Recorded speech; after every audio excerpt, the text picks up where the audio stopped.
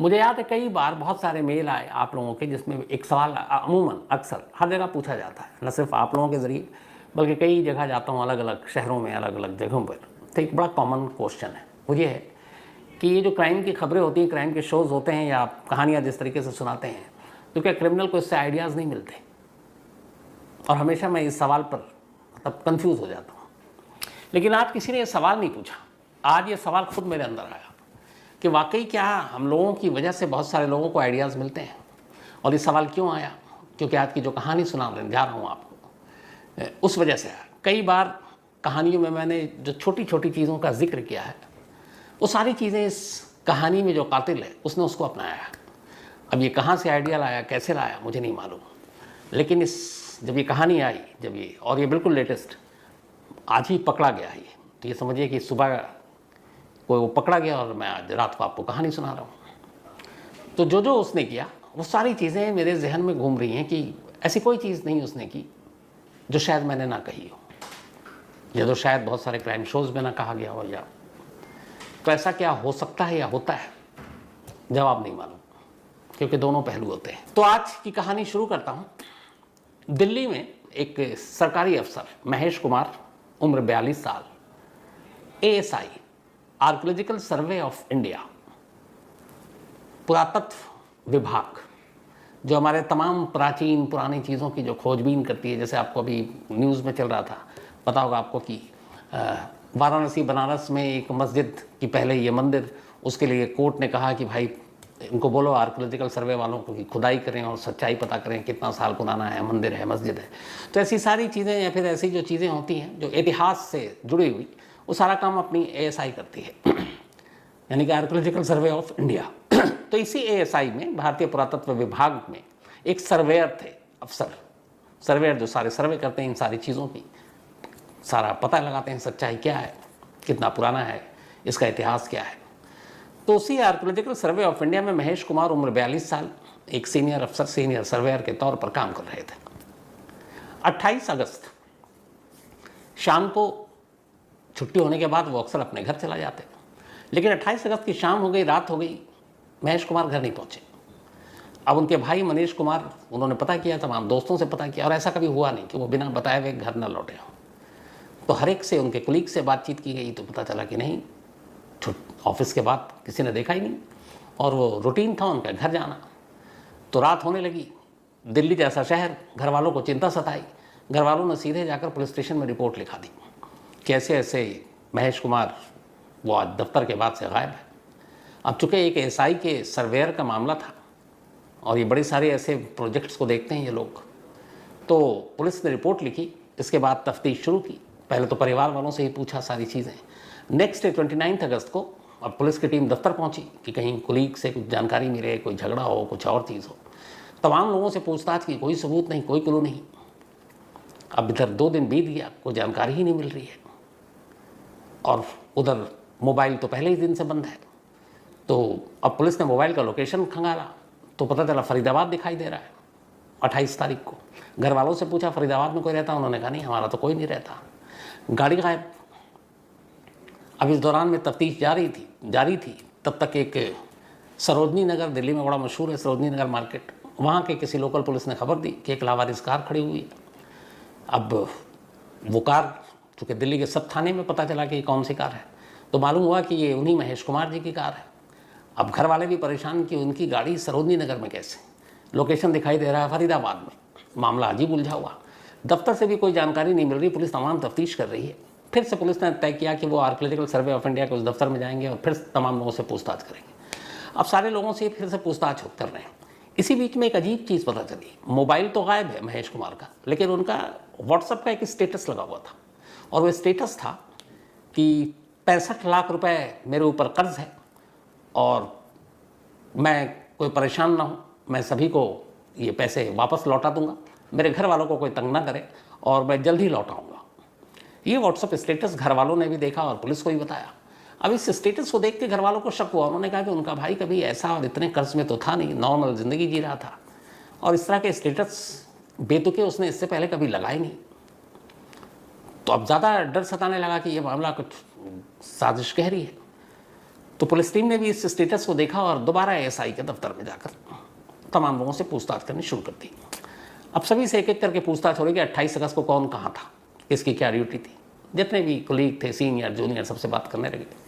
इसी पूछताछ के दौरान अचानक एक उसी दफ्तर में एक क्लर्क जिसका नाम अनीस, अब पुलिस ने उससे पूछताछ की कि अच्छा तुम बताओ 28 को कहाँ थे। फिर ये भी पता चला कि अनीस और महेश बड़े खुले हुए थे, हालांकि वो अफसर टाइप के थे ये क्लर्क, लेकिन फिर भी। तो बोला साहब मैं तो यहीं था और शाम को साहब यहाँ से चले गए थे। हाँ, उन्होंने जाते हुए मुझे अपनी गाड़ी दी थी, गाड़ी की चाबी दी थी। तो पहली चीज़ उसको पता चला कि गाड़ी की। उन्होंने कहा अच्छा। तो बाकी उसने कहा बाकी साहब उसके बाद ना मुझे पता है, ना कोई जानकारी है, ना मेरी बात हुई। तो पुलिस ने फिर उससे दूसरे तरीके से पूछा। उसने कहा कि अच्छा ये बताओ कैसे इंसान थे, क्या थे। तो उसने कहा साहब वो पैसे लेके सरकारी नौकरियां लगाते थे, कई लोगों से उन्होंने पैसे ले रखे थे और करीब 65-67 लाख। लेकिन फिर उन्होंने अभी हाल में मुझे बताया था कि उनका 67 लाख रुपए जो लोगों से लिए थे नौकरी लगवाने के लिए सरकारी, वो कोई लेकर भाग गया। तो बड़े परेशान थे। अब पुलिस को लगा कि इस पूरी इन्वेस्टिगेशन में किसी भी शख्स ने, फैमिली ने, किसी और कुलीग ने, किसी दोस्त ने ये बात नहीं कही, पैसे भागने वाली बात। लेकिन व्हाट्सएप के स्टेटस पे ये लाइन और एक ही शख्स है जो ये बात रिपीट कर रहा है और वो है ये अनीस, जो उसी दफ्तर में क्लर्क है। अब पुलिस को क्लर्क पे थोड़ा शक हुआ, पूछताछ चल रही है दफ्तर में ही। तो फिर उन्होंने कहा कि अच्छा तुम और क्या जानते हो। तो उसने कहा साहब बस इतना ही जानता हूँ। अब पुलिस ने कि पता नहीं क्या सूझा, उन्होंने कहा कि चलो इसकी तलाशी लेते हैं। अब उन्होंने अनीस की तलाशी ली। जब अनीस की तलाशी ली तो पहली बार उसकी जेब में महेश की कार की चाबी मिली। और यहाँ पे जो मैंने आपको शुरू में बताया था कि उसने बताया कि गाड़ी की चाबी दी थी, वो उस वक्त नहीं बताया था, वो इस वक्त की बात, अभी तक बताया नहीं था उसने। तो अब तलाशी के दौरान महेश की कार की चाबी अनीस की जेब से निकल रही है। अब जैसी वो चाबी हाथ में आई, पुलिस ने पूछा, उसने बताया कार की चाबी है। अब पुलिस को डाउट हो गया, वो घबराने लगा, बोला नहीं साहब मैं फिर भी नहीं, ये वो। तो पुलिस ने कहा कि ठीक है कोई इशू है नहीं, सीसीटीवी फुटेज निकालते हैं, यहाँ से लेके तुम्हारा उस रात तक घर तक जहाँ तक गए हो तुम, सारी चीज़ें पता चल जाएंगी। उसे लगा अब मामला गड़बड़ है। फिर उसने कहानी सुनाई। कहानी क्या सुनाई, पूरा इकबाल जुर्म किया, बताया कि उसने क्या कैसे क्यों। और यही क्या कैसे क्यों जो शुरू में मैंने बोला था कि मुझे आज का सवाल खुद ही ख्याल में आया कि छोटी छोटी चीज़ें कैसे आइडियाज़ इधर से उधर जाती हैं। तब उसने पूरी कहानी सुनाई। पुलिस को अभी भी कुछ सवालों के जवाब चाहिए थे कि यार गाड़ी सरोजनी नगर में खड़ी है, लोकेशन फरीदाबाद में मिल रहा है, ये बंदा दफ्तर आ रहा है क्या मामला। अब जब पूरी बात उसने बताई तो वो पूरी कहानी अब आपके सामने जस का तस है। तो पहले गड्ढे में दफनाया, फिर मजदूर को बुलाकर सीमेंटेड उसको कर दिया ताकि पकड़ा ना जाए। और इसी सरकारी दफ्तर में काम करता था और महेश उसी दफ्तर में सीनियर पोस्ट पे था। अनीस के दफ्तर में ऐसे बहुत सारे दफ्तर में करप्ट भ्रष्ट सरकारी लोग भी होते हैं, नौकरी के नाम पे पैसे लेते हैं, रिश्वत लेते हैं। तो अनीस ऐसे एक लोगों के शामिल था साजिश में, जो कोई जब वैकेंसी होती तो सरकारी नौकरी के लिए कहते कि यार इतना पैसा देके बाबू से साइन करा देंगे, अफसर से ये हो जाएगा। तो उसने फिर एक दिन महेश से कहा कि एक वैकेंसी आ रही है हमारे यहाँ और अच्छी खासी वैकेंसी है, तो 3-3 लाख रुपए मांग रहे हैं, तो कोई जानने वाला हो तो बताओ। तो महेश के कुछ जानने वाले होंगे, उन्होंने कहा है। तो उसने कहा ठीक है 3 लोगों की नौकरी लगा देते हैं सरकारी। तो उन लोगों से 3-3 लाख रुपए महेश ने लिए और महेश ने अनीस को दे दिए, 9 लाख रुपए कुल। अब 9 लाख रुपए दे दिए, लेकिन इधर नौकरी लग नहीं रही, बात आगे बढ़ नहीं रही। महेश को लगा कि मामला गड़बड़ है। अब उसने अनीस को वो पैसे वापस करने के लिए कहा। इस दौरान में अब चूंकि इन दोनों की दोस्ती भी हो गई थी, सीनियर और जूनियर होने के बावजूद सब कुछ, तो अनीस की एक गर्लफ्रेंड थी। अच्छा, दोनों जब पैसे दिए तो पार्टी वार्टी भी होती थी। तो उस गर्लफ्रेंड पे अब महेश की नज़र थी और कई बार अनीस की गैर हाजिरी में, उसके अनजाने में, महेश उसकी गर्लफ्रेंड को घुमाने ले गया। ये बात अनीस को पता चल गई, उसे बड़ा बुरा लगा। अब इधर वो 9 लाख रुपए मांग रहा है, इधर इसने 9 लाख रुपए सारे उड़ा दिए। गर्लफ्रेंड भी, उसे लगा कि अब महेश के पास चली जाएगी। तो उसने एक दिन प्लान किया कि क्यों ना महेश को रास्ते से हटा देते हैं, इससे 2 चीज़ें होंगी, एक वो 9 लाख रुपए लौटाने नहीं पड़ेंगे, दूसरा जो वो उसकी गर्लफ्रेंड है वो वापस उसे मिल जाएगी। अब इसके बाद इसने प्लान करना शुरू किया तसल्ली से, कोई जल्दबाजी में नहीं। करते करते आखिरकार इसने प्लानिंग फाइनल स्टेज पे पहुंची। 27 अगस्त इसी प्लान का हिस्सा था। इसने सबसे पहले अपने दफ्तर में एक छुट्टी की अर्जी दी, एप्लीकेशन। 5 दिन की छुट्टी ली इसने, 27, 28, 29, 30, 31 और 1 को इसको ज्वाइन करना था। छुट्टी अप्रूव हो गया तो 5 दिन की छुट्टी ली। 27 अगस्त को छुट्टी लेने के बाद ये अपने घर चला गया। इसका घर है हरियाणा के सोनीपत में। अब ये हरियाणा पहुंचा और वहां जाने के बाद अब इसे आगे का कदम उठाना था। 27 अगस्त की छुट्टी लेकर पानीपत पहुंचा। 28 अगस्त की सुबह इसने फ़ोन किया महेश को कि वो तुम्हारे 9 लाख रुपए आ गए, तो तुम एक काम करो, दोपहर को तुम आर के पुरम वाले घर पे मेरे आ जाओ। चूँकि ये सरकारी एम्प्लॉई था तो सरकारी लोगों के क्वार्टर भी मिलते हैं, जैसे एक क्वार्टर मिला हुआ था आर के पुरम में। तो उसने कहा कि तुम आ जाओ 12:30 बजे। महेश को लगा इतने दिन से पैसे मांग रहे, दे नहीं रहा, चलो आज दे रहा है ले ही लेते। ये उसने कॉल किया, व्हाट्सअप कॉल, नॉर्मल कॉल नहीं किया ताकि रिकॉर्ड पे ना रहे, ये रिकॉर्ड ना हो जाए। उसके बाद कॉल करने के बाद इसने अपना फ़ोन सोनीपत में रखा। उसे मालूम था कि ये फ़ोन उसके साथ चलेगा और उसके राज खोलेगा। तो फ़ोन करने के बाद ऑन ऑफ भी नहीं किया और इसने सोनीपत में ही फ़ोन छोड़ दिया अपना मोबाइल। अब वहाँ से ये दिल्ली आया। दिल्ली आने के बाद करीब 11:30-12 बजे के आसपास ये साउथ एक्स मार्केट गया। वहाँ से 6 फीट बड़ी पॉलीथिन प्लास्टिक के वो ख़रीदे इसने। इसके अलावा फावड़ा ख़रीदा, 1-2 सामान और लिया और ये सब लेने के बाद ये अपने घर आर के पुरम पहुँच गया। वहाँ जाने के बाद 12:30 के आसपास तय वक्त पर महेश घर आ गया। महेश घर आया, इसने थोड़ी देर तक बातचीत की। इसके बाद महेश उलझा हुआ था, ये उठा पीछे गया और इसने अचानक एक पाना और वो बाकी जो चीज़ें होती हैं उससे पीछे से महेश के सर पर ज़ोरदार वार किया। महेश सर पकड़कर नीचे गिर पड़ा। इसके बाद उसने और भी मारा। थोड़ी देर में महेश की मौत हो गई। मौत होने के बाद अब उसने सबसे पहले पूरा ब्लड साफ़ किया, कमरे को साफ़ किया और फिर महेश की लाश को उस पॉलीथिन के बैग में, जो पॉलीथिन खरीद कर लाया था 6 फीट बड़ी, वो 3-4 पॉलीथिन लाया था, उसमें उसके लाश को डाला, पॉलीथिन को सील किया, पूरा घर साफ़ किया। साफ़ करने के बाद एसी ऑन किया, कमरे पे लॉक लगाया और वहाँ से निकलकर सीधे, निकलने से पहले जो महेश के पास 2 मोबाइल फ़ोन थे, उसने दोनों मोबाइल फ़ोन अपने पास लिया और उसकी गाड़ी की चाबी ली। उसके बाद वहाँ से बाहर निकला, गाड़ी लेकर ये जाता है और मोबाइल, महेश के मोबाइल को लेकर फरीदाबाद में जाने के बाद मोबाइल को ऑन करता है। पहले यहाँ उसने ऑफ़ कर दिया। ऑन करने के बाद गाड़ी में वहीं बैठा रहता है कुछ देर तक, मोबाइल चालू रखता है। जब उसे लगता है 5-10 मिनट हो गया दोनों मोबाइल को चालू हुए, फिर वो उन दोनों मोबाइल को ऑफ़ कर देता है। ऑफ़ करने के बाद मोबाइल वहीं झाड़ियों में फेंक देता है। वापस आता है, गाड़ी को सरोजनी नगर में लगाता है। उसके बाद सीधे वहाँ से सोनीपत वापस दिल्ली के आर के पुरम के अपने सरकारी क्वार्टर में एक लाश को यूं ही छोड़कर, एसी चलाकर, और वो बेफिक्र होकर वापस सोनीपत पहुँच जाता है। अब सोनीपत जाता है और सोनीपत में पूरी रात आराम से अपने घर पर रहता है। इधर रात 28 अगस्त की जब वो घर नहीं लौटते तब घर वाले शिकायत करते हैं। अब जब शिकायत करते हैं तो हर एक से पूछताछ होती है। तो इसके पास भी फ़ोन आया घर वालों का। पूछा, अनीस तुमने देखा है महेश को? उसने कहा नहीं, मैं तो बस निकल गया था, उसके बाद मेरी कोई मुलाकात, कोई बात नहीं हुई है। अब 29 अगस्त आ गई तारीख। 28 अगस्त को ये सब कर लिया। अब वो सोनीपत में है। 29 अगस्त को फिर फ़ोन आया घर वालों का। फिर इसे पता चला कि पुलिस में मामला लिखा दिया गया है।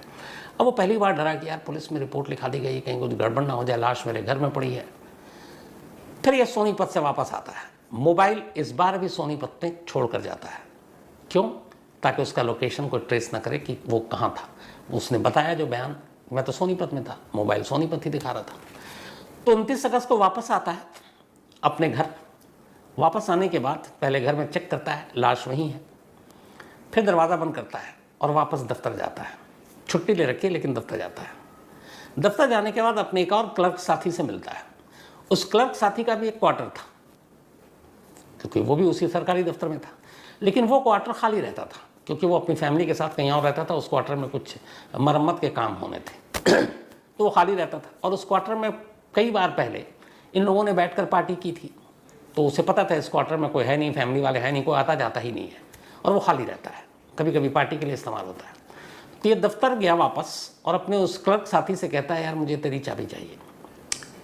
क्योंकि पहले भी कई बार चाबी ले चुका था तो उसे भी कोई डाउट नहीं होता है। वो अक्सर देता भी रहता था। उसने चाबी दे दी। ये चाबी लेकर वापस गया। वापस जाता अपने घर के पास एक चाबी बनाने वाले के पास और उससे कहता है ये चाबी इसकी डुप्लीकेट की बना दो। वो डुप्लीकेट चाबी बना देता है। ये वापस फिर दफ्तर जाता है, असली चाबी अपने क्लर्क साथी को दे देता है। अब उसकी डुप्लीकेट इसके पास है। वापस अपने घर जाता है आर के पुरम। वहाँ जाने के बाद इंतज़ार करता है रात। जब अंधेरा होता है और वो क्वार्टर के आसपास भी सन्नाटा था, उस लाश को बाहर निकालता है, अपनी कार की डिग्गी में डालता है।